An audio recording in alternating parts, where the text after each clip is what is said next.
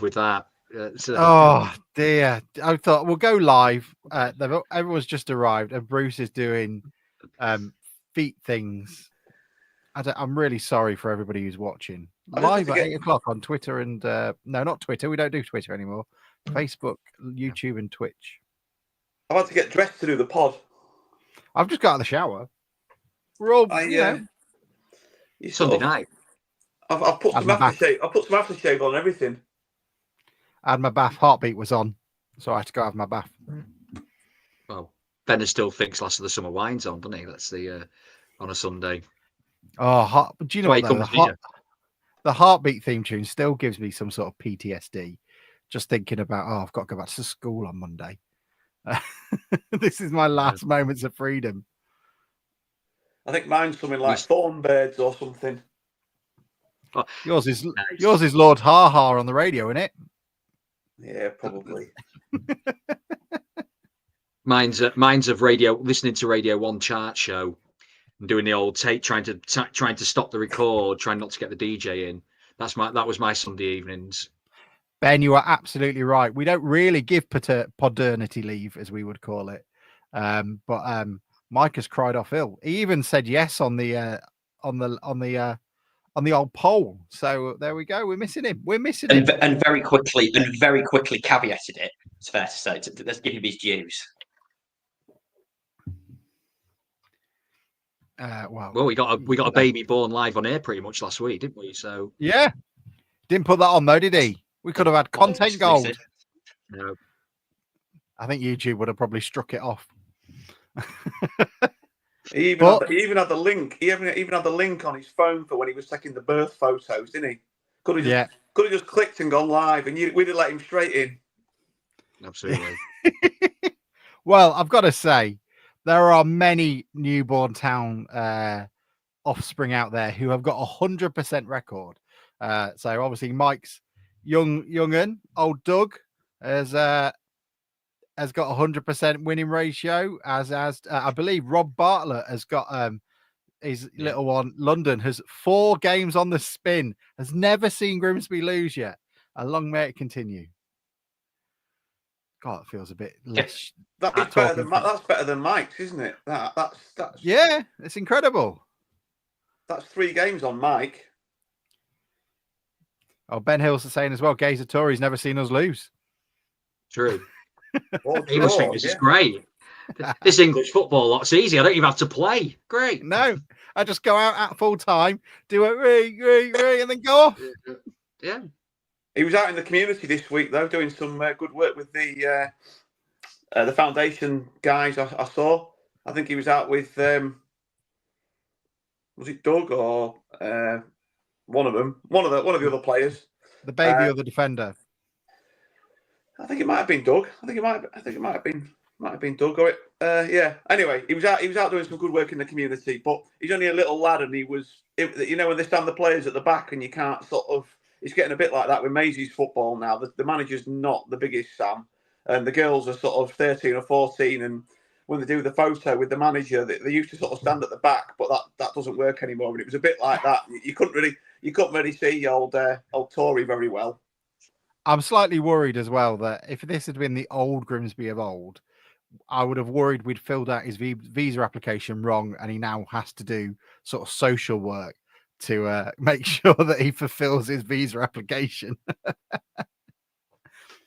I thought you put. You say the manager's not very big, Bruce. You say the manager's not very big, Bruce. I didn't think Hursty's stock had fallen quite that far yet, but yeah, it's about as big as the contents of my wallet after I bought you a couple of pints midweek. David Riley is trying to find the. Is trying to find the brightness in the dark by saying I don't think we've lost under Trump's presidency yet. So good old Donald. Yeah, we have done. But the inauguration was 20th of January, and we lost Barrow afterwards. Barrow the weekend after that. So we have lost under the Trump presidency. Sam, you know that far too well. You should have just sat there quietly. That's just not. That's a level of information that we just do not need on this podcast. It's my job, Bruce. He's getting it. That's, you know how to start. No, he's getting the date. He's getting the date tattooed on his arm as we speak. when I was your age, Sam, the only dates we look forward to were the release of the next Nuts or Loaded. Nuts or Loaded.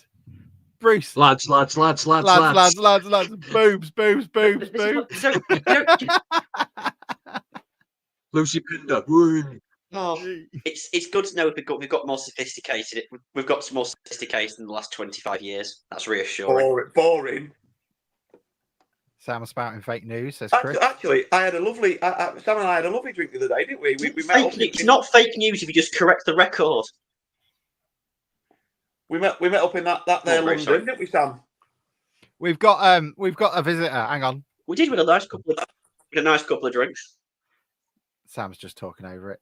The latest addition to Bilingo Watch. Hello. How are we doing? Hello, mate. All right. How are you guys? Say hello, Finn. Hello, buddy. Mike's not new. How you doing? No, neither's Finn. Woo. Are you all right? Yeah, we're good. Look, new pod baby. Oh, yay. How is Doug? Doug McTharm is fine. Hang on. What, already yawning. Everyone's a critic. But yeah, well, he was listening to Sam talk about something a minute ago, and he just started. Yeah, fair. He was farting as well. So. Who's Sam? I bet he did. I bet he did that yesterday, like some of the people near me when we laid off that free kick and didn't shoot. Yeah. So, get it in the box. He said. Oh. He just sat up and went, get it in the fucking mixer. You look well rested, Mike. You look like you've had plenty of sleep. Do you know it's hard work to look this good, youngie? But True. got to put the work in. Them Turkish flights don't pay for themselves. Absolutely. No, exactly. Tenny's in one room, Mike's in the other getting his hair done. Yeah, I had 45 minutes in 23 hours yesterday, so I'm all right. You got to say hello. You awake? Say hello. I could do with some of that Turkish hair. Stop windy. Who's windy? Mike? Yeah. Let me take him. Yeah, he needs to fart. He had wind. Well, it is good to see you, Mike. Obviously, you've still got a week left of paternity leave. But we do expect you back on Monday. We need to have words about Bruce contacting me while I'm not at work. Oh, really? Why is he doing it? Yeah, he just keeps messaging me. I'm like, yeah, I'm out the office. I said it wasn't safe. I said we weren't covered. Our insurance isn't covered for you to be on the pod. Anything could happen. But you contacted me to tell me that, Bruce. It's like being off sick. You're not supposed to be here. If you get smacked in the face by a baby's foot and it knocks your teeth out, we're not paying for your dentistry. I didn't even know we had dental. That's brilliant. How does that work with the right to switch off then? That contradicts the employment rights bill. Not that we should get technical at this time of night. But bloody hell. Sam, I've always switched off whenever you're talking, mate. Someone who's been that long unemployed should really not have a care about the employment works right now. I was unemployed for a mere 2 weeks on the given the winding up the office cost. Yes, there's no gap on my CV whatsoever. We were working very hard to wind up the office during the summer, and that is the official party line. If anybody's listening to this, you were winding us up doing nothing. Is that like when a manager gets sacked and he gets put on gardening leave? Like he's still being paid by the club, so he's not technically unemployed. That's the argument you're going with. That's about the sort of the nearest comparison, because effectively the manager did get sacked, didn't they? That's broadly speaking what happened. Well, it was the coaching staff that went with him. Well, it's quite in all seriousness, it's a decent analogy. Anyway, fellas, I'll love you and leave you. I'm gonna go. Nice to see you, mate. Congratulations. Yeah, congratulations, mate. Oh, we're going up, by the way. Just put that out there. Discuss. Yes, we are on the train. Yes. Hey! Mike's going to be having another kid in 9 months' time after we get promotion. Well, there's just a very stern no that came from my left over there. There you go. No. Right, see you guys. See you later, boy. Hey, Mike. There we go. The lighter part of the podcast. The nicer part. See, who says we can't be wholesome? I thought we headed for one of the. It was my one show. Yeah. Uh, Let's talk about let's talk about reneging on promises to the Ukraine as a nice switch. Yes. Well, we've already talked Trump, haven't we? So, yeah, there we go. Sam's favourite person. You voted for Liz Truss, didn't you, Sam? No, I voted for Rishi Sunak. Oh dear. There's no way. I voted for Rishi Sunak, but I did vote for Kemi Badenoch, which is slightly different. There we go. But I stand by that analogy. Anyway, we're not here to talk about political convictions anyway. Hang on, you voted for Kemi Badenoch over Robert Jenrick, yes. Right, in Mike's absence, I feel we need to bring this back a bit. That's fine. Yeah, Sam's on. Yeah, hold on a second. Aren't we heading to talk about the promotion train? So anyway. I was actually making a football point there. Are we heading for one of the biggest turnouts at a long away game next week? I can't wait. Can't wait for the promotion train is going through the race course, going through the stables, all the way to Wadden Road. Going through GCHQ. Yeah. they've got a Greg's. Literally the first thing I noticed. Could never remember feeling this positive about Grimsby Town in a league season ever. This is like an uncharted territory for people of my generation and younger. I mean, that's quite a sad reality. Grimbo 96 says, Young, you're being premature again. Nice to see your missus is here. Grimbo then also says, what a difference a year makes. We lost to Doncaster 5-1 and everyone wanted Artel out. Yeah, it's a big change, isn't it? It's taken a while. But it shows what you can do if you give people time and the freedom to do what they need to. Richard says, evening all, isn't it great to be a Mariner at the moment, all aboard that train? Surely we're on a trawler. We're not on a train. We're not on HMS Pistol League. We're on, it's just Pistol League, isn't it? That's what you'd call the trawler. We've got to get a train to Cheltenham. It's very inland. But, we can, when we play like, Milton Keynes, we can kind of go drop us off somewhere on the East Coast, then take the train in. But yeah, we've got all forms. However you want to get to promotion, whatever your mode of transport is, get your hat on. We're all in this together. I like our. Then we go to Walsall, but then we go to Walsall next week because it's in Birmingham with all the canals. We can get the boat all the way to the ground, can't we? God, that's a really boring technical point. What does the song say? How we get there, I don't know. Yeah, absolutely. But we don't sing it anymore. It's such a shame. Well, no, because we can actually, for the first time, give it a few more wins, and for the first time in probably since 1991, we might 1998. Since 1991 was the last automatic, wasn't it? Oh, okay, yeah, sorry. We might actually be able to sing "The Town Are Going Up" because we've always been in the playoffs, and our playoff successes have always been sort of quite, where you go to an away game and you're in the top three. We just haven't had that. So let's get that 7 wins that we got in 89-90 that sprung us to promotion. Open wide for some soccer! And now the shipping forecast issued by the Met Office on behalf of the Maritime and Coast Guard Agency at 1130. Go! At 1130. I don't think I've ever wanted to be in a stand more than my life around there. They're going crazy. Hey, they got penalty here. There'll be fish flying about there. There's no tomorrow. What a magnificent piece of football! A really, really good goal. You can't make it straight like that.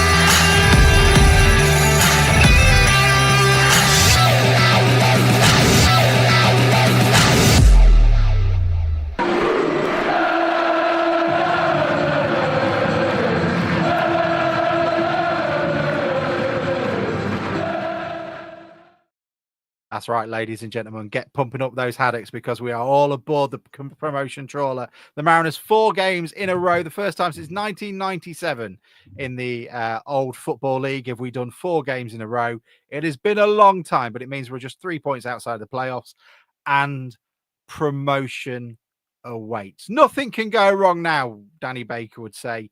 Surely there is absolutely nothing that can go wrong. The Mariners beat Fleetwood by 2-1. Yes, they break Fleetwood up better than Fleetwood Mac do themselves, and we'll be here reporting on it. If you want to leave a message in as we do it live on old Facebook, YouTube, and Twitch, you can pop it in the chat and we'll answer it as best we can. Or you can download it. If you're watching live, do download it. We make money out of it. And I'm joined by Youngie, Sam, and Bruce, all of whom saw the game. I did not. I was watching Fulham get spanked by Crystal Palace. So I'll tell you something. Considering the old flap that Dappers had against Doncaster with Abikwi doing the old Spider-Man thing, he would have been having kittens with Mateta running over to the poor Fulham fans going boom in front of them. My poor son nearly cried, but there we go. We are not here to talk about a load of middle-class weirdos and Americans. Lots of Americans there. But at least the Crystal Palace fans had a nice day out. Bruce, you were there yesterday. Town win 2-1. An absolute thunder bastard by George McEachran. The difference between the two. And a beautifully worked free kick, may I say. Though there was an element of the old Town amongst the fans, as you were saying already. They got a bit disappointed with a cleverly worked free kick. The Town fans still not past the get it in the mixer stage of football supporting. I'd had a few pints pre-match yesterday. Not loads. Well, surprise. No, but I had a free morning. So I'd had a few pints. Not loads, like I say. But I just in that split second between us taking the free kick and laying it off to Hume before the goal went in, I heard to my right, somebody chuntering or something, and when we scored, it's not probably the right thing to do, but I sought him out, and I was after we'd finished celebrating, I was like pointing to, because it's quite where we are. There's only 3 seats. There's only 8 rows or whatever there is in the lower, and we sit right at the Osborne end, so there's just those 3 seats that we used to tarp up for no reason under the old regime. And I said, which one of you was it that said something just before we scored? And they're all like, and I was like, I've made my bed now. I've got to lay in this. They all sort of stood there, and which one of you was it? And it was one of you. One of you said something, and like I say, I shouldn't have done it really because I could have got smacked in the face quite easily.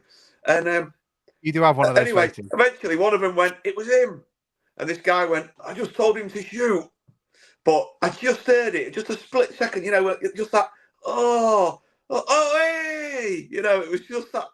But a few people have commented that they heard that around the ground. I saw Christine Green put something similar, and I've seen a couple of other people. But there's a video, isn't there, from the upper where you can hear it. Sorry, I've thought. Oh no! But yeah, the McEachran goal. It was a really good hit, but I'm still not sure whether the keeper didn't do very well. We said in the bar at half time. I thought it had gone in the top corner. Putting up a 5. I thought when it had gone in the top corner, and then when I saw it on the replay, it seemed to go over the keeper a little bit. I don't know, and maybe he hit it very hard though.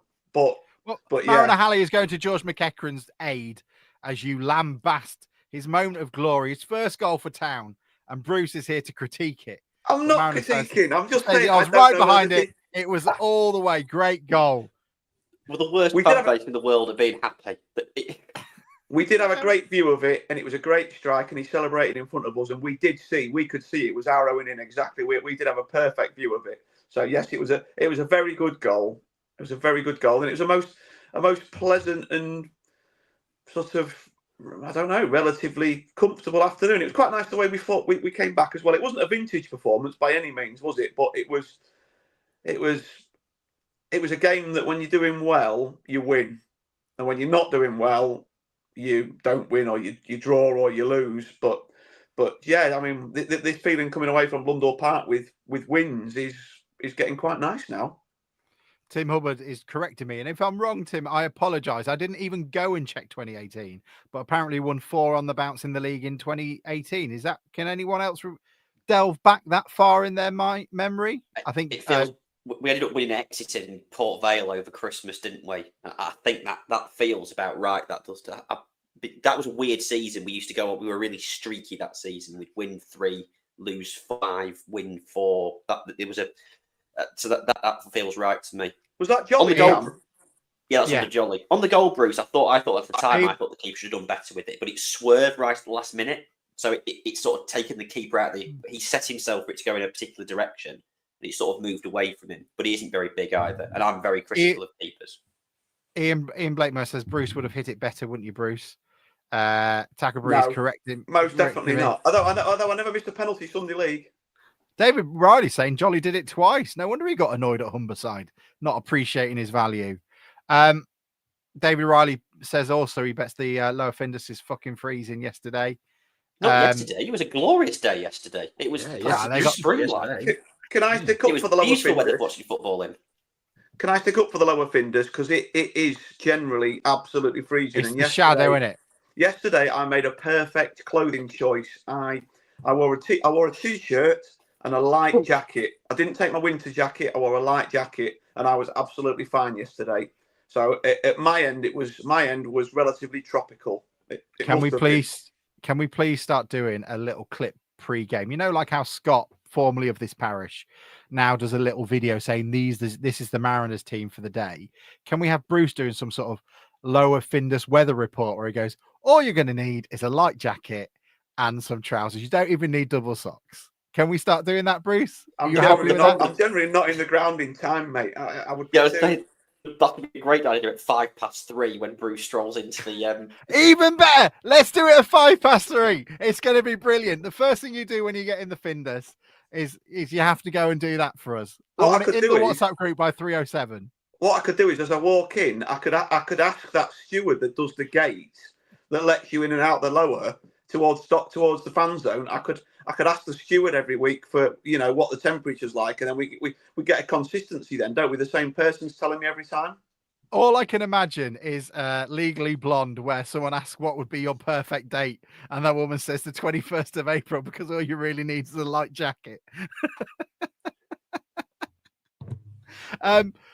Sam, Adam Temple, Cheltenham, Fleetwood Town's assistant manager, was not too bequeathing of glory to Town yesterday. He was saying the ref was biased, Town's coaches and bench behaved poorly throughout the game. As the main stand reporter, can you please report back? Do we need to improve our behaviours? May I just remind everyone as well, Pete Wild was sent off at halftime, nearly killing someone, I assume, with whatever it was that meant he got a straight red. He will be sitting at least three rows up from the bench. Fleetwood's ground isn't that big. What happened? Were we poorly behaved? Do we need to get some etiquette lessons in? I think Artell does behave pretty badly on the touchline, to be honest with you. I mean, he goes ballistic at pretty trivial matters, I think. Like the throw goes the wrong way and he's belly aching for minutes afterwards. I mean, pick your fight a little bit. So, and also, I also thought at the start of the season when we're picking up loads and loads of cautions and quite a few sendings off as well, that I thought Artell's sort of behaviour kind of was not justifying that, but a kind of every organisation that's ever existed reflects its leader. I thought that's in a sort of Arteta type way. It kind of that, but I don't know. It's just a sea change. I've got a great view of Artell, but he was no more irate or sort of what's the word, unreasonable towards the officials yesterday than he usually is, and also no more unreasonable than Pete Wild, who did not stop moaning at the fourth official all afternoon. I thought the ref was poor. It was a very mysterious and curious performance from him. There were all sorts of strange decisions that, not that were like necessarily wrong, but like when Evan Curry had to like go off the pitch because he was apparently bleeding. I'm still at a bit of a loss as to what happened there, because Evan Curry looked to be using anybody that the ref was telling him he was breathing. Anyway, Bruce has got a point to make. I'll let you.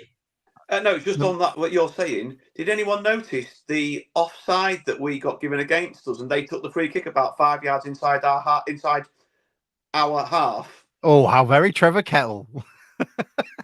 Maisie pointed it out to me. They gave an offside. One of our lads was coming back.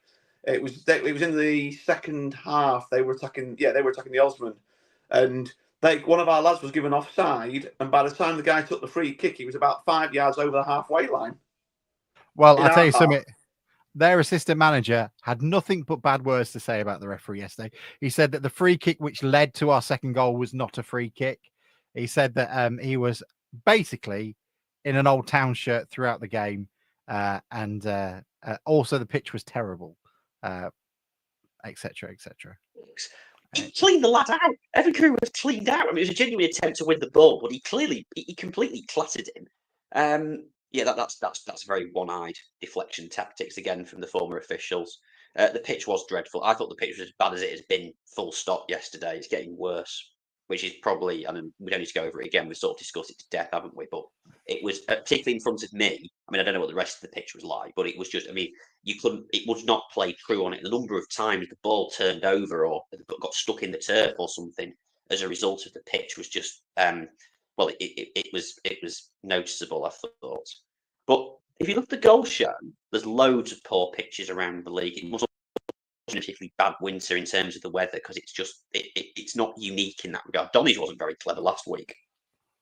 Our pitch is nowhere near the worst in League Two, which is nothing to boast about. But I think people would be surprised if they take a bit of time to watch all the other games.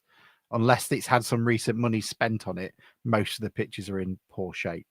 Youngie, you said that your roving reporter in the main stand had stuff to say about how we were behaving. How was it? Yeah, he said he actually posted on Facebook. Our mutual friend Bruce posted on Facebook at halftime that I wouldn't be surprised if one of the managers gets sent off at halftime because all they've been doing is bickering between themselves. At one point, apparently, Artel was shouting at the official, "Why won't you listen to me? Stop ignoring me! Stop ignoring me!" Then he was getting shown when he realised he was in trouble with the referee. He was getting Sean Pearson to do his dirty work, and Sean Pearson got booked as a result as well. So, are you saying they're rotating the fouls on the bench? Basically, yeah, they're rotating the fouls. Absolutely. Ben Davis was ready to take a step in. At one point, Morrow, I think, was being held back. We all need to move to the main stand, don't we? This sounds where it should be. This is where it's all kicking off. It's like the Jeremy Kyle section. No, keep two families. The main stand's my area. Sam, there's a lot. It's an older clientele there. Are there any ones a bit like the Peter Kay sketch with too many free papers hanging out at door and loads of milk out? Is there anyone that hasn't been there for a while that we can take their season tickets for?Maybe they can bequeath us them. Yeah. Any empty spaces? Not that springs to mind. Actually thinking about it. There were a couple. There were a couple in front of us, but they've been filled for a number of years now. No, it's in the sort of you only really know the sort of people in the very immediate remit of us, and they've been the same for years. And nobody's died off, to my knowledge. Or there are only frequently free spaces. But the main stand it's warmer. It is warmer, but I got that as well, by the way, about people moaning, get it in the box. Happened at Bromley a couple of weeks ago as well, a few weeks ago, actually, when we sort of worked the second goal. Then we were messing around with it in their view, trying to get it in. And they went, get it in the box, just put it in. And we sort of crafted an opening and ended up with a Bickerwood scoring. I'm like, it strikes the hell out of me. It's the only place I've ever been told off as a Town fan when I had the temerity to stand up for a corner and some old lady who got really mad at me for standing up to. Do you know what? I barely got out alive. How was the performance though yesterday, Youngie? Everyone was saying it's a bit, bit bitty, not as dominant as Carlisle and Doncaster had been, but finding a way to win when we're not performing at our top. It's this mark of a team that's going up. Yeah, absolutely. You got, in this stage of the season, you're not going to get it all plain sailing. I thought first half we looked good again, good solid performance. They were really poor first half, if we're going to be brutally honest. I was surprised how little they did offer. And we could have easily been 2 or 3-0 up at half time. Speaking of the pitch, there was a ball that landed right near the feet of Luca Barrington, and I think it clearly hit a bobble just as he was about to hit it and made him look a little bit silly. But I thought as it has happened a few times this season, I thought we came out for the second half a little sluggish. They didn't create that much, but they looked far more kind of livelier than they did in the first half. The goal, I think the keeper's got to put his hands up there. If you're going to commit, you've got to commit to a ball coming out. He starts running out. he then decides, oh no, I think I've gone too far, starts backtracking, and the lad just gets in between the defender and puts it over his head. I think that's bad communication between the keeper and the defence. With otherwise, by the way, Jordan Wright was very good yesterday, so I won't kind of criticise him too much. If it was a draw, he probably would have got a lot more. Ended up being a draw, he probably ended up getting a lot more stick online for that mistake. But yeah, it was solid without being unspectacular. But one thing I will say is that, and I noticed it yesterday particularly, was it makes you realise how many proper footballers we've actually got in this team now.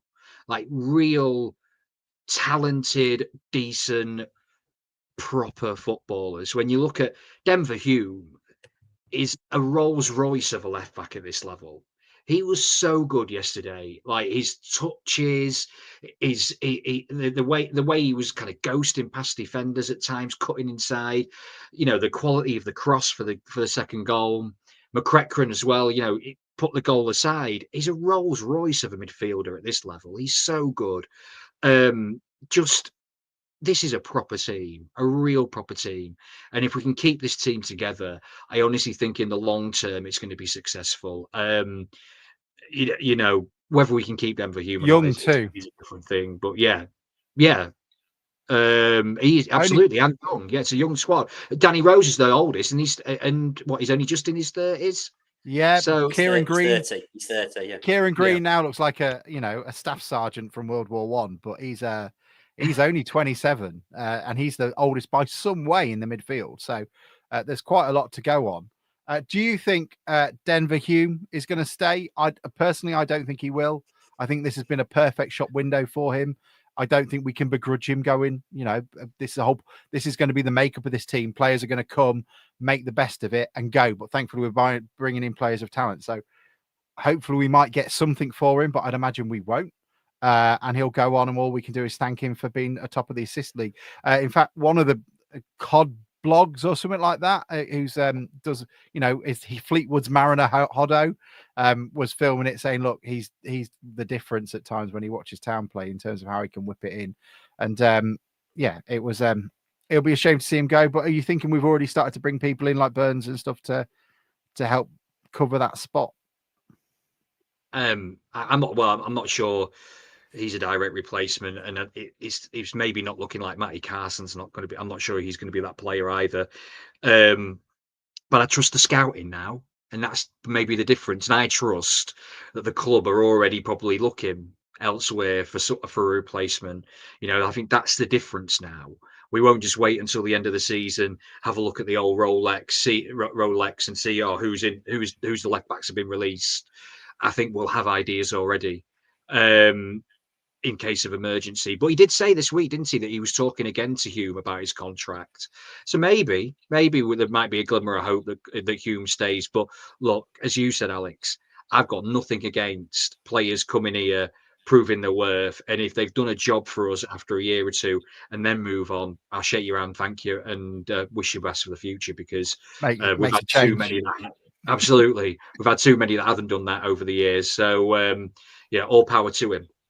I think the only difference with the Hume situation is that we had it, didn't we, for a number of years where we lost Danny Andrew, we lost Carl Magnay, we seem to lose our player of the year, and yeah, because usually because they were on short-term contracts. But maybe in this case, so the other lads that we've talked about, the ones that we've signed where we're hoping they're going to do a job and there might be some resale value, they're generally on the 2 year. They're generally on the 2 or 3 year deals. So hopefully that's going to be. But maybe that's all he would. Maybe that's all he would come for. I don't know where he is. He one of the commuters? I assume he is. I don't know if anybody knows where he's travelling from. Sorry, no, that's transport. That's the transporter. Sorry, I thought that the commuters was a film. Oh, I don't know where he's coming from. So because somebody was saying the other day, a lot of the lads now, was it Artel saying? I think it was when he was talking to Matt Dean about the Abiquiu accident. I think he was saying that a lot of the lads are local now. Which again is a thing that's changed. There are a few of them that commute, but like these younger lads that we're signing, they generally haven't got the families and the ties as well that the older players have got, which is another thing. We're not giving them much of a nightlife then, are we? It's not the 90s or early 2000s. They're going to be bored out of their mind. Barrow and Swatchy after on £1.50 VKs on a Friday night. That's not really a kind of... Well, hang on, maybe that's what we're selling them on, £1.50 VKs. That's yeah. And by the way, I used to drink VKs when I was 18, but I've grown. Whenever I go out in Cleethorpes now, I revert back to being 18 and drink. Go, oh, this is great, and then I wake up the following morning and regret it. I won't offer to take George in the Swashy. I might be single-handedly to blame for ruining our promotion push.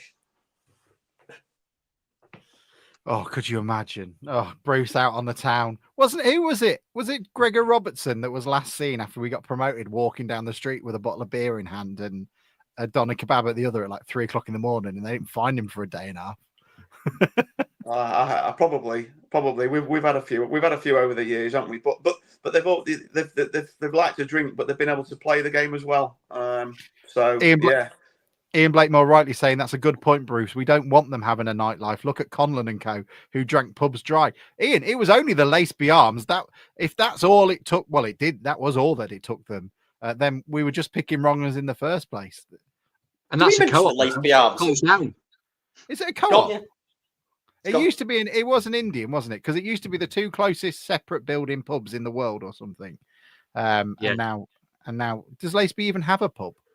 No, they're both shut now. It was the Nag's Head and the Waterloo, wasn't it? Was it?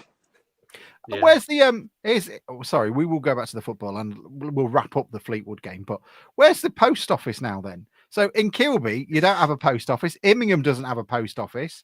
Grimsby Town Centre doesn't have a post office. Where's people going? Barton, presumably. Bradley Crossroads still got a... Yeah, they'll have them in the back of Primark soon. Oh, that's a good idea. Can you remember how long it was until they updated the signage in Primark? The kids from the images up there, the stock images were there since I'd been a child. The old lady on it would have been dead by about 30 years by the time they removed them. Wonderful perms. Wonderful perms. Big jumpers. And they're back now. And if they'd have waited, it'd have come back into fashion. Perms are all the rage at my kids' school. All comes round. Anybody else that deserves any praise from yesterday's game? I saw someone came up and said McEachran could play in a minefield. That's pretty beneficial because that's all we're going to be playing on between now and the end of the year. It's fairly weekly standard, but I got quite a close second half, particularly got quite a close view of Cam McJanet because he was playing left centre back and he just headed everything back.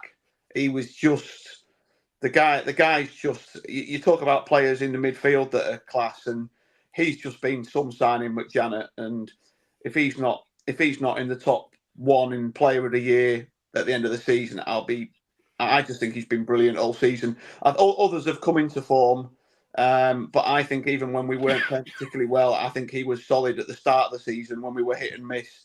Whereas I think there's players that have grown with the team particularly in the midfield. But I think he's just been brilliant all season, and I think he was again yesterday. Can I mention Rose? I mean, there was a period at the start of the year, wasn't there, and the back end of last year, where there was a debate about whether we'd sort of move beyond Rose and whether we sort of needed to sort of upgrade on him or whether the kind of it diminished as a player. But in the last, he scored 4 goals in 5 games now, sort of kick-started the revival with that very late equaliser against Gillingham. I know he was up front by himself effectively yesterday, but has looked so much better with the partner up there with him. He gives defenders so much to worry about in terms of he's always at them, he's chatting at them, he's trying to stand on their toes, he's harrying them, he wins balls in the air he shouldn't do, and he's a good finisher as well. I mean, exclusively in the 6-yard box, it must be. But I thought Rose played very well again and would be a much worse. We're a better side when Rose plays well because he's fundamental to the way we play, I think. I mean, I know I'm a bit of a Rose super fan, but I do think we are. When he doesn't play well, you notice it. But I thought it was interesting yesterday. Alex said we were going to wrap up, but you brought us onto a point. I don't mind. We talked about it before the game in the pub, and we were discussing the fact that we thought Abikwe was going to be missing, and we said we hoped that we didn't go back to that thing where Rose was down the middle on his own with with two wide players that were nowhere near him, and it was quite telling yesterday that Artell did what we hoped he would do, and kept the formation that's done us well, and played a little bit of a square peg in a round hole with Barrington. And I was just going to say, while Sam was talking, I hope that the Ibiku injury isn't too serious, because Wilson came on and did all right. I didn't really notice Barrington a great deal yesterday down the middle. It wasn't really his thing. I hope we're not going to let Rue being a striker short. I know we tried to get one in, didn't we? Even mentioned we tried somebody from Spain in the transfer window. We tried to get somebody in, but I think we're one. You imagine if Danny Rose gets injured next week, all of a sudden we look very weak up. We're very reliant on him, and it's probably one of only a couple of positions where we haven't got many options at all. But then again, when you say that, both when Pike and Donovan Wilson have come on, they haven't let themselves down. I think they've performed quite respectfully, given how how little game time they've had. I know they're nowhere near the level of what Danny Rose is, and I think Ibiku is quite streaky. But I'm glad that he's on a good streak at the moment. But I think if they are needed, I don't think it's going to. I think it will be a problem for all right, Bruce. It wasn't that terrible a point. You don't have to leave. Yeah, that's what I was thinking. Bruce has just left, so that's how much he thought of my comment. I thought no, I wasn't being rude. I thought the cat was scratching at the door to try and get in, and she pulls the carpet up. So I was trying to retrieve it, but it was Claire doing something on the landing, so it's all good. Right, let me just go through. Being rude. I wasn't dismissing the shit you were talking. Let me go through these quickly. So Ben Hill says, once saw Barry Conlon laid out in the church field after my Sunday League game pissed up. Brilliant. Yep, that's not a surprise. Rob Clark says Caister still has a post office. Ian Blakemore says suggesting Old South Killing Home. Ben Rancho says, I remember seeing Benetti in secret Slough a few Saturday nights with his translator while he was stopping at Kenwick. And David Riley asked, do we have a chance for signing the Ibiku permanently? I don't think we do. No, I don't think we do. I think he's still got that little bit of promise in him. Sam, you were wanting to come in. Well, absolutely. Personally, no chance ever we're going to sign Ibiku. He's got a career way beyond this level. One of the positive thing I deduced from Artell's interview, actually, when he was asked about Ibiku, number one, I thought it was fairly clear that Ibiku was speeding quite a lot when he crashed. That was certainly the inference I drew. Whoa, hang on, whoa! What the fuck is this? He said something. He was asked. No, he didn't say anything like that. He was asked, what speed? Do you know what speed he was traveling? And he said yes. That was it. Yeah. No interference. Sam Barrack, I will get, if anybody wants to sue him, like Alistair Campbell, you'll need to get in a queue. But as a man who apparently works around the law, has no idea what the slander lords are. So if you do want to get in touch with him for his defamation, then please do write to Sam Barrack. I voted for Kemi Badenoch. This shit is all my responsibility at Amatori Street, GY, whatever. I'd say that was my inference, not the implication. There's a significant difference between the two. Anyway, well, you can argue that in court. And the other one was, I don't think it just sounded to me like it won't take long for him to come back, to be honest with you. It sounded like, oh, it's not a bad. I mean, it sounds daft. Another speeding reference, Sam. No. It's not the only 3 points he picked up against Doncaster, is it? Hey! Whack, whack. Yeah, so Sam thinks we've got a budget. There we go. Hopefully he's fine. I think he sounded like he was okay. He's got a bang on the leg and the swelling's got to go down, which is we did miss him yesterday. I thought a little bit in terms of his running in behind. I mean, he poses a physical presence that he does that Barrington doesn't. Who's still quite lightweight, but. No, it'd be good to get him back in for next week because he's a real threat. And I thought Wilson came on because he gives you the ability to sort of drop balls in behind and play into run onto that you just don't get with Rose, because Rose, for all his graft, is not going to run in behind all day long. Yeah, I thought Wilson did really well when he came on. Actually, I thought he looked really busy.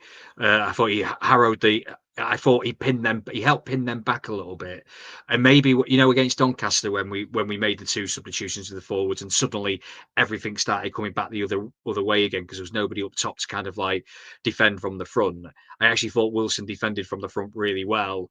I would, if he was fit enough next week, I would be opposed to him starting at Cheltenham.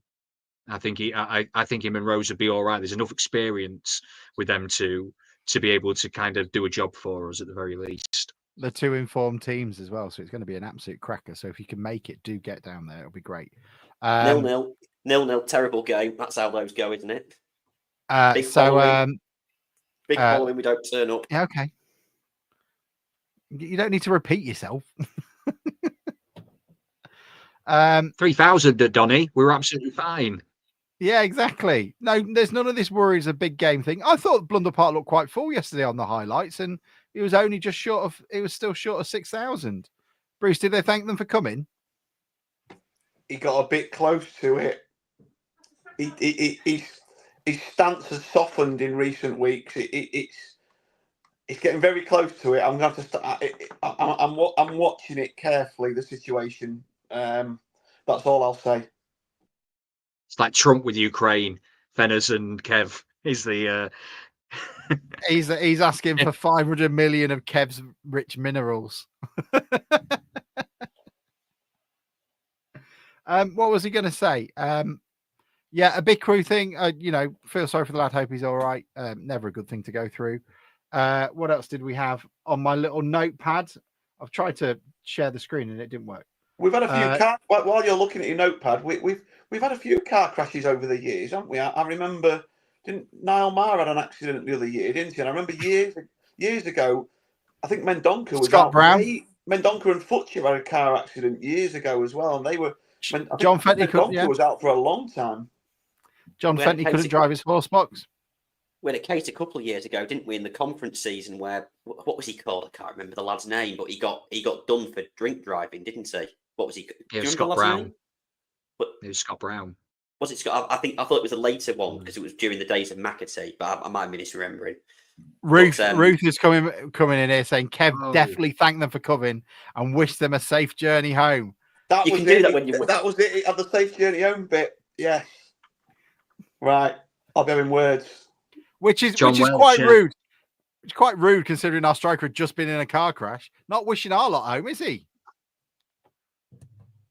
Bruce, what do you have to say on it? I just think he just needs to. He's been there a long time, and I wouldn't like anything. I wouldn't like it to cause a real issue with his future at the club. What is wrong with you? Bruce? Sorry. What is wrong with everybody? They're trying to get me. They're trying to get this place cancelled. So Ben Hill, John Welsh was got done for drink driving and beating someone up. I remember the beating someone up part. But I thought that was before us. And then Ian Blakemore says Scott Brown was the one who beat someone up in Liverpool and didn't tell Town he was due in court. I think that was John. That was John Welsh, I think, that one. I think, because I seem to remember at the time, people were like, oh, I can't believe we signed John Welsh. He was playing in the Championship last year. And it was because he didn't tell anybody he'd been in he was due in court. Actually, back to now you said about it, Sam, you're right. There was a drink driving incident. And I think it might have been the lad, Bagpaga, that we had on loan from Coventry. Yep, I've got it. Yeah, Ryan Sears. Ryan Sears. That was it. Ryan Sears. He got because there was all sorts of rumours about other people being in the car. Didn't he crash at Kingsway? Yeah, Kingsway Hotel outside there on the little mini roundabout. And then let's talk about Ashley Sestanovic. Are we going to run through every misdemeanor or alleged misdemeanor that every Town fan has committed? Town player. I think we need to bring this back again to be positive again because we're in a good place at the moment. What about John Fenty defending him? Yeah, but what about John Fenty defending himself, saying that he needed to have he couldn't lose his license because he needed to use his horse box? Is that true? Yes. Yeah, that was his defense. Gary Croft, Kevin, we can't go in. I don't know if the Gary Croft story is out there. If not, drop us a message and we'll let you have it. In fact, we need Gary. Come on, tell us the story. Yeah, I think that's a matter of public record, isn't it? Yeah, well, It's not the only case Gary Croft has been involved in. I'm not interested in any of that chit chat. Right. Yeah, let's move on. Is it game time yet? So, anything else anybody wants to add about the game yesterday? Another win. Oh, good. Brilliant. Oh, good. And there we go with that. Carson to Alfreton. There's a thing that went on. Good for him for the month, 28 days. Don't think we can call him back. Artel certainly wasn't sure. But good for him. Get some games in. Yeah. Needs it. Yeah, he needs some games time. He's barely played for us, has he? So yeah, he needs to kind of get out and get his fitness up and show he can do it, and hopefully come back here a better player. Isn't it sort of refreshing that this summer our recruitment is going to be fairly, for want of a better word, exciting. We're just looking for. I know I think Sam worked it out. With the loans, we might be looking for sort of 7 or 8 players, but we're only probably looking for 4, maybe 5 permanent signings. And it's going to be, and with the scouting that we know we're doing and where they're looking for these players, it's going to be. I think it's going to be a really interesting summer, regardless of how this season ends. And I think there's going to be some quite exciting players to look forward to. Or should I say players that we're excited to see next season and see how they do again, because we're certainly looking outside the box now. Oh, it'd be nice to look inside the box as well. I think Jordan Wright made a great save, but maybe at fault for that for their goal. Caught in maybe, but if he stays back though, then he's going to be completely isolated and the lad's got a free shot on goal. I think that I'm loath to attribute too much blame to it. Or do you need to be more decisive and come out earlier? Is that what you're saying? Yeah, I think so. But he made it up for it. That was a cracking save at the end. He did get a fingertips to it, so all good for him. I was just really using the old thinking outside the box thing from Bruce. And the Spanish striker, apparently Ben has revealed his name, but Ben, I think we put it up, but we won't talk about it just in case there are any sneaky little scouts on here to have a look for us. Anything anybody else wants to add? Everyone coming to Cheltenham next week? I don't think Bruce is. Maisie's got a game. Sam's coming. Youngie's coming. Yeah. Can't wait. I think we'll take we'd sold about 400 tickets on Thursday, apparently. So I can't imagine yesterday would have done any harm to the ticket sales. So it could be a decent turnout given how far away from North East Links it is. We should be selling out that little away end at Chelsea. Is it still behind the goal? I don't know. I've not been for years. 850. I know I'm not going, but given the current run of form and the way we travel, I'd be amazed if that's not nearly sold out. It's hardly surprising you're not going. You seem to have retired from away days these days, Bruce. This is what happens when you have a family, Sam. I'm going to stick up for Bruce here. Yeah, that's good actually, Alex. Because at the start of the pod, I was nearly going to ask if you'd been to more Fulham games but anyway, I didn't, and I'm pleased that I didn't. Yeah, do you know what, Sam? Fuck him, part-timer coming out. No, done now. Too late. Fuck him, part-timer. If you don't love the club, get out. I've traipsed up from London to come to the last 2 home games, and yet here we go. I'm getting great. Good grief! There's no. I think we must nearly sell that out. Come on, Town. 26 quid a ticket though. That'll put a few off. That will. Yeah, but you've got loads of money, Sam. You'll put in. You'll put some money in for everyone. Quid up. It's like £2.50 in London money. Yeah, £2.50. I'll tell you something. I didn't enjoy the trip home. Fulham, they always talk about how nice it is. It's a freaking long walk to the train station. It's like 20 minutes. It's not fun in a big old crowd. It's miles. Anyway, miles. It's lovely. It's miles. Yeah, it's miles.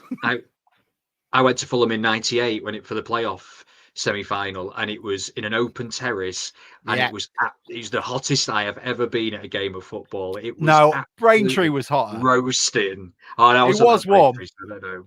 Yeah, I got sunstroke at Braintree, I think. Bruce, I was disappointed. I look to you for fandom. Granted, you don't go to away games now, but I thought you'd have liked my chant. Was it not Bruce approved?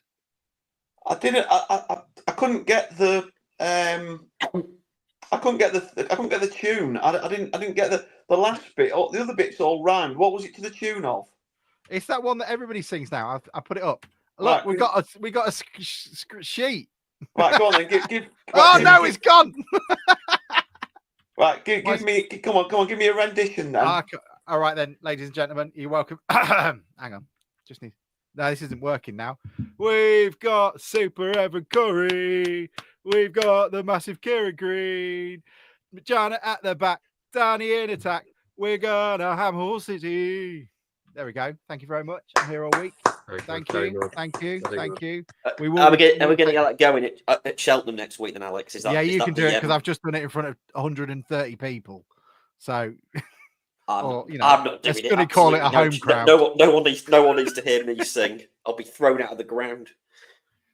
Ian, I'm looking to Blakey. If you want to do some originals, I thought that was original. I stole it from Palace, but if you think of anything else, it's either that or Glad All Over.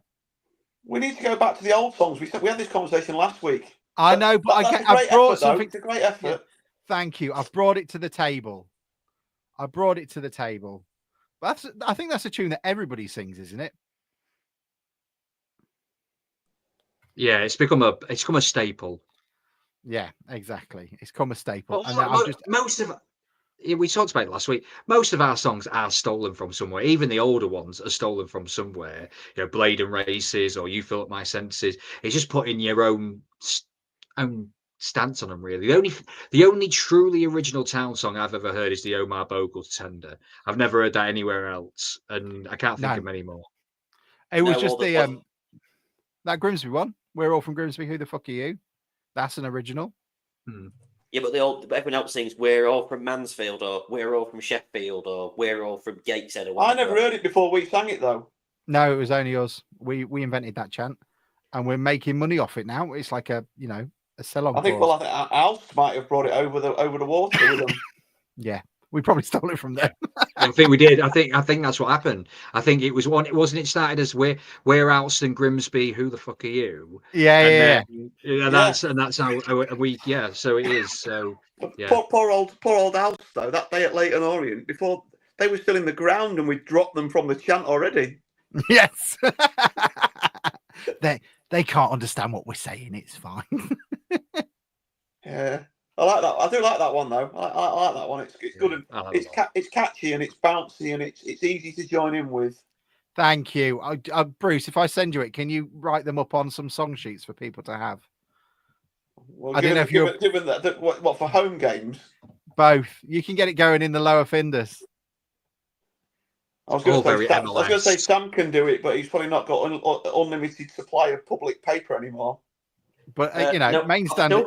I've still got some of the old paper left over that I stole from the office in the when we were doing the clear out that I've kind of kept as memorabilia.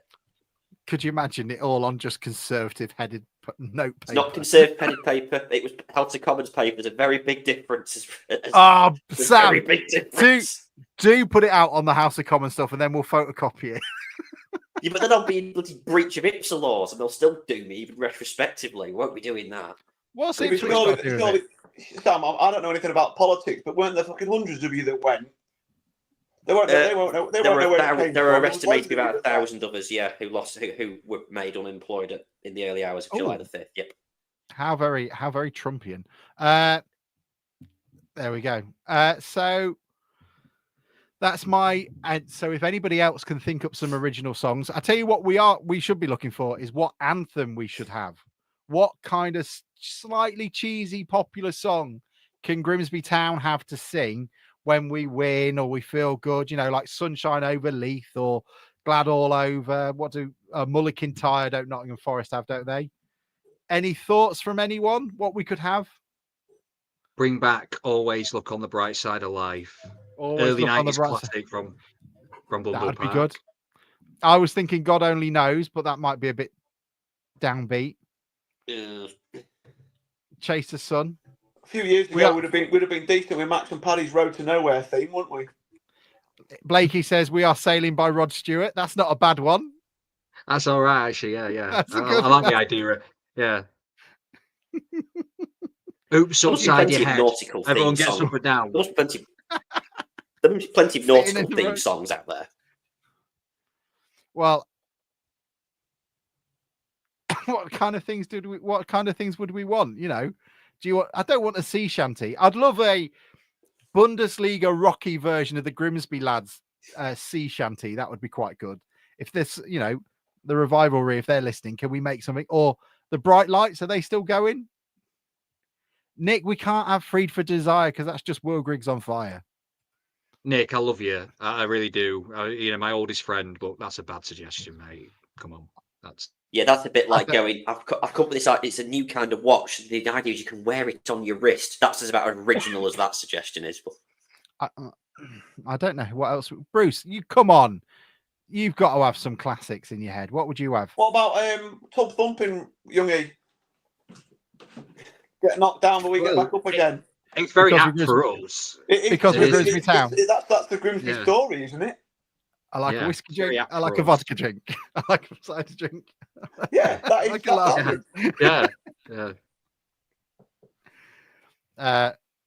like there's got to be loads like that. 500 miles. It's about 500 miles to Cheltenham, isn't it? Well, we'll be all right. We'll be all right. Don't worry, it's going to be good. I have tried to get the flag sorted, but it's my wife's birthday, so that's taking precedence at the moment. What? So you've given it to her? Yeah, she's great. Thanks. What am I going to do with a flag? Yeah. Right. Youngie's got a game. So are we happy? Are we going to move on from this? Right. Okay. Hang on, Youngie. You've got your little theme tune, haven't you?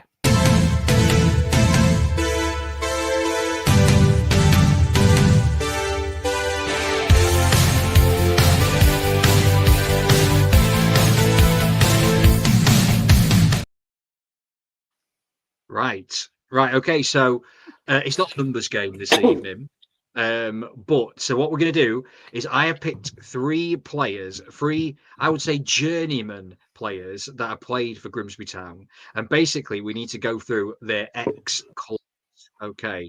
So they, at tonight's position is striker. Okay. And basically it is one life and you're out kind of thing. Ex-clubs. The first player has, you can't obviously say Grimsby because we know that because they've all played for Grimsby. So the first person that we have drawn out the hat this evening with 12 clubs to his name is Omar Bogle. So we start with Alex. Can start this round. Solihull Moors. Solihull Moors is correct. Sam. Newport County. Correct. Bruce. I feel by the time this gets round to 6, I might be struggling. Wigan. No, I'm stuck. I'm already stuck. Wigan is correct. Oh, hang on. Who did he have? Mike could be all over the chat now, wouldn't he? The messages and stuff. It's just come to me, lads. It's just come to me.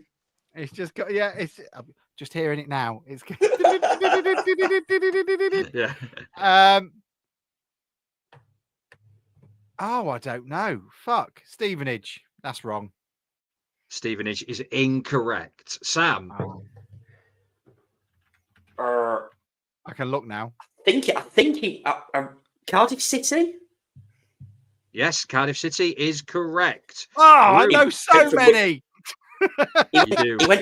He went for Wigan for Cardiff, didn't he? Is that right? Right. I vaguely remember reading about it at the time. Yeah. Played under Neil Warnock. Oh. Bruce. Yeah, this is getting tough now. I'm just trying to think. Youngie, you like false noses. Have you seen it when Dell's on the quiz show and he's trying to get Jonathan Ross? He's going, it could be. It might be. I think. Did he play for a London club? And oh God. Do I start doing a football ramble thing and start trying to find we do, yeah, absolutely. I think John Moore's Goldgasser. I think he's played for a London club. I don't know. played for, Okay, so he played for a load of clubs. He played for a London club. It's God. Sliced in the air by. This is too long. Arnold. Come on, Yeah, play for Fleetwood. Millwall, has he? Get it, but they've got the ball. Millwall, is that your guess? Yeah. Is incorrect. So Sam takes the first round. I will go through them now. He started his career at Hinckley, then went to Holymoor Moors, obviously Grimsby, Wigan, Cardiff as predicted. Hang on, doesn't Sam need to get one to win it? No, because Sam was before Bruce. Oh, fine. So yeah, then had a loan spell at Peterborough, another loan spell at Pompey, Birmingham. Then he went to Holland under Alan Pardew, Den Haag, then Donny Rovers, Hartlepool, Newport, and now with Crewe. Oh, what a career! What a career he's had! What a career! It's fair to say his career. I don't think he left. I think if he'd held on to us to the summer and gone to I don't know, made a more rather than throwing himself into a championship battle, he might have had a better career. But do you know what, Sam? I think Omar Bogle was one example of our previous regime getting a transfer bit of business absolutely spot on. Yes, we got £1 million. We got a best part of £1 million, I believe, for him, and I don't think he's ever been worth anything like that any other time in his career. Well, bearing in mind, including loan spells, since he left us, he has had. So he's 1, 2, 3, 4, 5, 6, 7, 8, 9, 10 clubs. And that's, I think you're absolutely right. They didn't do an awful lot right, but that selling Bogle when they did was absolutely spot on. That was the perfect time to sack him, get rid of him. So there you go. So next on the list then, okay, a favourite of mine. I'm not sure if he's a favourite of everybody. Also with 12 clubs, the king of Elding facts, Anthony Elding. Are we reversing the order this time? Well, I'll go down the list because we've got 3. I will start with Sam this time. So Sam, 12 clubs of Anthony Elding. And Grimsby doesn't count as one. Yeah, I haven't got a bloody Scooby. Grimsby, I don't know. Stockport County. Stockport County. Yeah, he had 2 spells at Stockport County. Famously missed an open goal against us in the. Did he score against in the JPT? No, he missed. He missed the open goal against us in the JPT. In front of that raised. I can remember that. Yeah. Wait, what's Bruce doing? That was my bloody answer. Yeah, that's where I got from. I remembered it for the wrong. He's got one of his laptops down there. Oh, yeah. I've got 9. So, Bruce, your turn.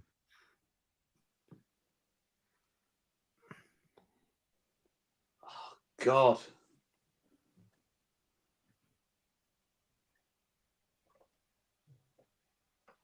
He wasn't. This is like asking to name. I don't know. This is like asking to name Scouting for Girls singles, and I've just said She's So Lovely, and no one else has got a clue now. Yeah, one club. Like asking my grandma what a grandchildren are called. Free kick, they don't get it, but they've got the ball to Nolan. Nolan on the left-hand side. Does he go? Well, you got till this audio plays. He didn't play for Bury, did he? No. He did not play for Bury. So Bruce, you are out. No, Alex. He played for Leeds. He did play for Leeds, correct. Sam.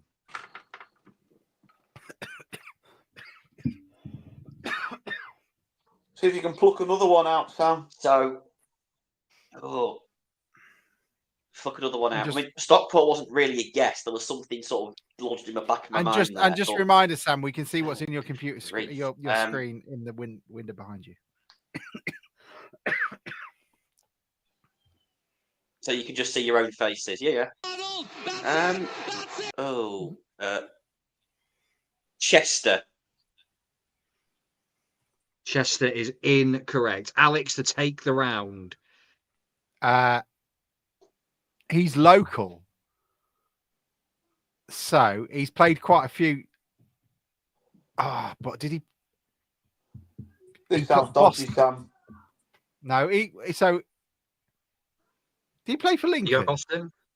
Yeah, he's played for Lincoln. Yeah, go. and Boston as well. So there you go. So Alex takes that round. So the list of Elding clubs are Boston, Stevenage, 2 spells at Kettering, 2 spells at Stockport, Leeds, Crewe, Lincoln, Ferencváros in Hungary, Rochdale, Preston. I don't know if you remember this, but famously he was not getting a game for us, and then Graham Wesley signed him at Preston in League One when he wasn't getting a game for us in the National League. And many Preston fans say he was the worst striker that's ever played for them. Also, Sligo Rovers and hang on, they had Mikey O'Neill. How dare they? Well, that's a good point. And by the way, he played up front in the Irish Cup final with Danny North. He did. There you go. And I've just found out I have the same birthday as Anthony Elding. So there we go. Oh, well, there you go. The two, one of the often go around advertising great men. So Bruce, I didn't win the first one.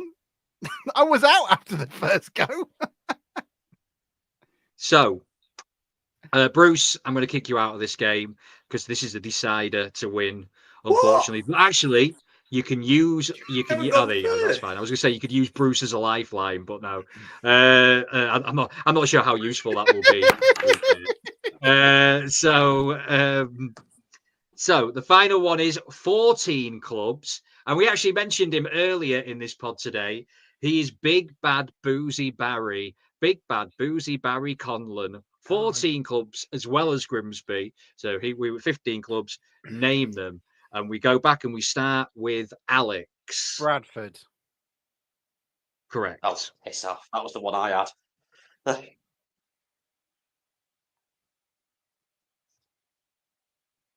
Tranmere Rovers is incorrect. Alex is the winner. A poor effort from all involved. You could have had Man City. Yeah, he played 8 times for Man City. Unbelievable. Unbelievable. In League One, but still. Bruce, come back.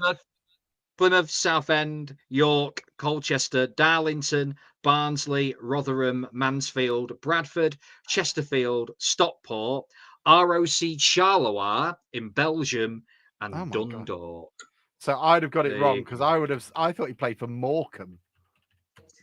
No, Big Bad Boozy Barry and Morecambe. You're thinking of Mullen, the original Mullen, aren't you? He looks a bit like Mullen. Paul Mullen. What? Yeah, the original Paul Mullen. So there you go. So well done, Alex. You are the winner of the former clubs game. We will be back. Actually, next week should be calendars. Calendars should be back next week. Calendars should be back. Yeah, calendar. We should really do a Bruce. Can we find the old Yorkshire TV calendar ident and we'll put that in for you, Bruce? Instead of play your car. Oh no, you played your calendars right. We can't. Yeah. He loves his plays. He loves that theme. There you go. It's his thing. One of those photos you've got of me in the shower cap is on North Sea Ferries, and I'm going on North Sea Ferries again at the end of next month. Not for an away game. No, actually, I don't know if I'm missing a game. You probably are. 22nd of March. Yeah, probably am. Probably a home game. Probably my first home game of the season. When are you going, Bruce? 22nd of March. You're going for a week? You're missing Newport County. Oh no! Devastating. Right, lads. Can we? I know this will come back and bite us on the arse, but penultimate game of the season is Milton Keynes away. If we are in with an automatic shout, which is not out of the realms of possibility, how many were you taking? Oh, pack it out. 4,000. I'm going with 7. We could genuinely have more than them. Yeah. We could genuinely have more than them there in that scenario. I'm going with 7,000. And 7, if we do, and by the way, if we do, we were talking about this at the match yesterday, it should be shorts at MK in tribute for Dave Moore's final away game, shouldn't it? Everyone needs to get the shorts out, caps on, a full away day fancy dress in style for Dave Moore. Magic sponges. Magic sponges, skull caps on, the lot. I don't mind that. I think that's a great idea. You laugh, but I've stood in shorts at Milton Keynes before. We played there in the jolly days in August on a Tuesday night, and it was glorious weather. What was he called? Jordan Cook scored, and Pete. I went to that, Sam. Back in the good old days when Bruce went to away games. I had a pre-match meal at Nando's outside. Yeah, it was a Tuesday night game. It was the day after I'd been to watch. I had a corporate ticket for Maisie's birthday at the cricket in Nottingham. England were playing somebody at Trent Bridge, and I got offered a corporate, and I struggled with my conscience, and it was Maisie's birthday, but I'd never been on a proper corporate day, so I accepted the tickets, and I got picked up very hungover from Nottingham and driven down to Milton Keynes the next day. And it was a good performance, that one, actually. We went 1-0 up, didn't we? We did all right. Yeah, because he quite late on, I think. What I remember actually was being warm because I had a pre-match Nando's outside. I can't ever remember eating outside before a football game before in my life. Me and anti-lunch, obviously. Any suggestions for the title today? Promotion, trains, planes and trawlers. That's not a bad one. Bruce? What was it last week? What did we do last week in the end? Something about singing, wasn't it? Sing your hearts out for the lads. Yeah, just call it Choo Choo, all aboard. Choo Choo, yeah. Sam, any thoughts from you or anyone from the listeners? I'm rubbish at this sort of thing, so I'm not even going to try and participate. Yeah, it's fine. Just like the election. So... Look, I've got a new job now. I'm reconciled to our fates. These just don't hit. These jokes don't hit like they used to, Alex. This time last year, when we were all on bloody edge about the election coming, trust me, they got to me. But now they don't. It's just like, how about we call it stolen goods from Westminster? I'll go back to boobs. Back to the nuts and zoo days. Anyway. Lucy Thunder's Barmy Army. Yeah, at least. God. Right. Well, thank you all so very much. It's a pleasure to see you. Hopefully we'll all see you at Cheltenham. These are rarefied days. So get on board the train because it's going to be a hell of a thing. And we might even have a flag. I've got to pay for it first. But we'll get that sorted. See you all later. Bye, everybody. Bye-bye. Open wide for some soccer! And now the shipping forecast issued by the Met Office on behalf of the Maritime and Coast Guard Agency at 1130. Go! At 1130. I don't think I've ever wanted to be on a stand more than my life around there. They're going crazy. Yeah, they got penalty here. There'll be fish flying about there. There's no tomorrow. What a magnificent piece of football! A really, really good goal. You can't make it straight for that.